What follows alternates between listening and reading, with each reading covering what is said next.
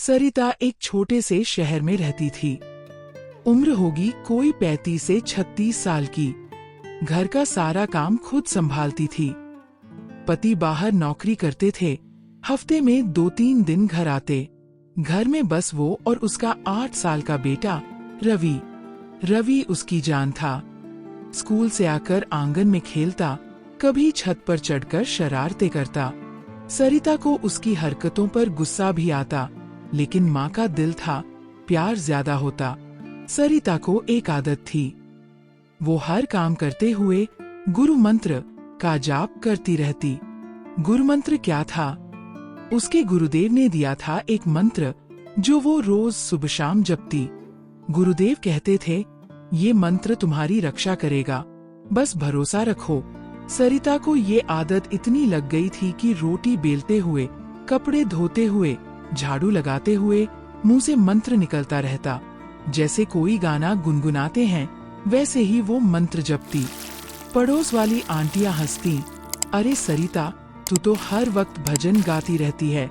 लेकिन सरिता मुस्कुरा देती और कहती, ये मेरी ताकत है बहन। एक दिन की बात है, दोपहर का समय था।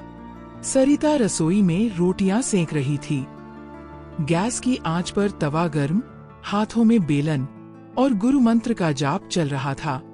बाहर आंगन में रवि खेल रहा था। छत से कूदने की कोशिश कर रहा था शायद, या कोई शरारत। अचानक धड़ाम, एक जोरदार आवाज आई, साथ में रवि की चीख, माँ! आह! सरिता का कलेजा मुंह को आ गया। रोटी तवे पर छोड़कर वो दौड़ी आंगन की तरफ। ऊपर से झांका तो नीचे रवि चित पड़ा था। खून बह रहा था सिर से, हाथ पैर फैले हुए। 8 साल का बच्चा इतनी ऊंचाई से गिरा। सरिता की चीख निकल गई, हे भगवान! रवि! वो दहाड़ मारकर रोने लगी। घर में कोई नहीं था। पति बाहर, पड़ोसी दूर। रोकर किसे बुलाती, लेकिन माँ का दिल था, रुक नहीं सकी। सीढ़ियां उतरकर नीचे पहुंची। रवि आधी बेहोशी में था। बस माँ माँ की रट लगाए हुए। सरिता की आंखों से आंसू बह रहे थे। उसने रवि को छुआ। खून देखकर दिल बैठ गया, लेकिन ममता ने हिम्मत दी। उसने रवि को गोद में उठा लिया। वजन था रवि का कोई 20 से 22 किलो, लेकिन उस वक्त लगा जैसे फूल सा हल्का हो। 10 दिन पहले ही सरिता का अपेंडिक्स का ऑपरेशन हुआ था। टांके अभी हरे थे, पेट दर्द करता रहता था।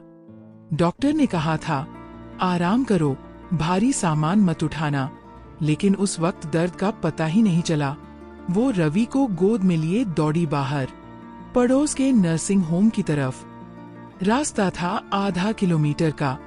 सरिता दौड़ती जा रही थी, सांस फूल रही थी, लेकिन रुक नहीं रही। रास्ते भर उसके मुंह से निकल रहा था, हे गुरुदेव, क्या बिगाड़ा था मैंने तुम्हारा? मेरे बच्चे को क्यों ये सजा?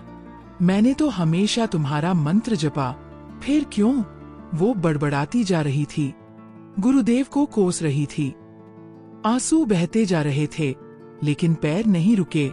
नर्सिंग होम पहुंची तो डॉक्टर साहब अभी बैठे थे। समय देखा, 3:30 बज रहे थे। डॉक्टर बोले, अरे क्या हुआ? सरिता ने रोते हुए बताया। डॉक्टर ने फौरन रवि को देखा। चोटें ऊपरी थीं, गहरी नहीं। सिर पर चोट लगी थी, लेकिन हड्डी नहीं टूटी थी। थोड़ा खून बहा था, लेकिन खतरा नहीं। इंजेक्शन लगाया, पट्टी की, दवा दी। रवि थोड़ी देर में होश में आ गया। डॉक्टर ने कहा, चिंता मत करो, ठीक हो जाएगा। घर ले जाओ, आराम कराओ। सरिता ने राहत की सांस ली। रवि को गोद में उठाया और घर लौटी आई। शाम तक रवि खेलने लगा, जैसे कुछ हुआ ही न हो। रात हुई। घर में सब टीवी देख रहे थे। पति आ चुके थे। रवि उनके पास बैठा, लेकिन सरिता का मन बेचैन था। दिन की घटना बार बार आंखों के सामने घूम रही थी। गुरुदेव से मन उचट गया था। सोच रही थी, क्या फायदा इस मंत्र का? बच्चा गिरा, मैं रोई, क्या किया गुरुदेव ने? माँ की ममता गुरु की सत्ता को चुनौती दे रही थी। वो रसोई में चाय बनाने चली गई, लेकिन दिमाग में वही सीन चल रहे थे। कैसे रवि आंगन में गिरा, खून बहा। अचानक उसकी आत्मा सिहर उठी। कल ही तो उसने आंगन से पुराने हैंडपंप का पाइप का टुकड़ा हटवाया था, मिस्त्री बुलाया था, क्योंकि रवि खेलते हुए ठोकर खा जाता। ठीक उसी जगह रवि गिरा था। अगर वो पाइप वहां होता तो सिर पर लगती, शायद जान चली जाती। सरिता का दिल धक से रह गया। हे भगवान, कल ही क्यों हटवाया मैंने? फिर उसका हाथ अपने पेट पर गया। टांके अभी दर्द कर रहे थे। ऑपरेशन के बाद वो कपड़ों की बाल्टी तक छत पर नहीं ले जा पाती थी। दर्द से कराह उठती। लेकिन आज 20 से 22 किलो के रवि को उठाया, दौड़ी आधा किलोमीटर। कैसे? लगा था जैसे कोई ताकत आ गई हो। बेटा हल्का लग रहा था, जैसे कोई मदद कर रहा हो। सरिता की आंखें भर आईं। फिर याद आया डॉक्टर साहब, वो तो 2 बजे तक ही रहते हैं। नर्सिंग होम 2 बजे बंद हो जाता था, लेकिन आज 3:30 बजे भी बैठे थे। सरिता पहुंची, इलाज हुआ, और जाते ही डॉक्टर चले गए, मानो किसी ने उन्हें सिर्फ उसके लिए रोक रखा था। अब सरिता सब समझ गई। ये सब गुरुदेव की कृपा थी, मंत्र की ताकत थी।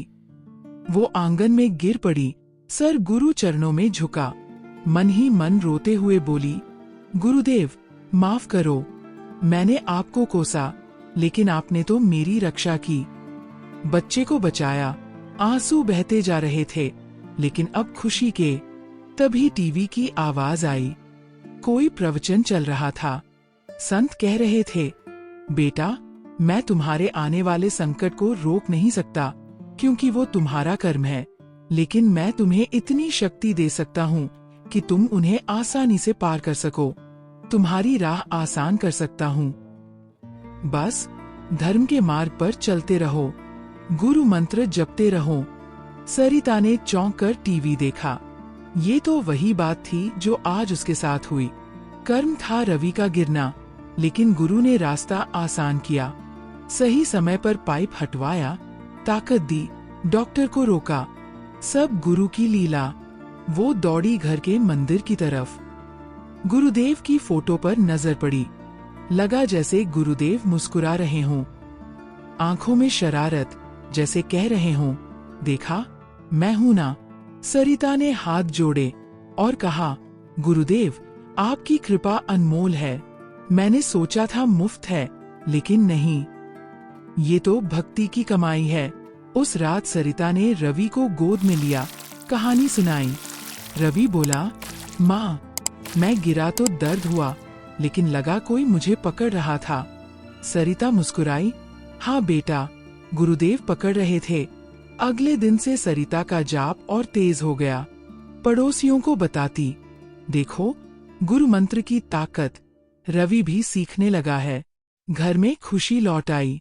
सरिता समझ गई, गुरुदेव की कृपा कोई खैरात नहीं है, वो मिलती है भरोसे से, भक्ति से। जीवन की हर मुश्किल में वो साथ देते हैं, बस आंखें खोल कर देखो। ये कहानी है सरिता की, लेकिन ऐसी हजारों मानों की है, जो मुश्किल में टूटती हैं, लेकिन आस्था से जुड़ती हैं। गुरु मंत्र का प्रभाव ऐसा ही है, चुपचाप काम करता है, लेकिन जब पता चलता है तो दिल भर आता है। जय जय गुरुदेव।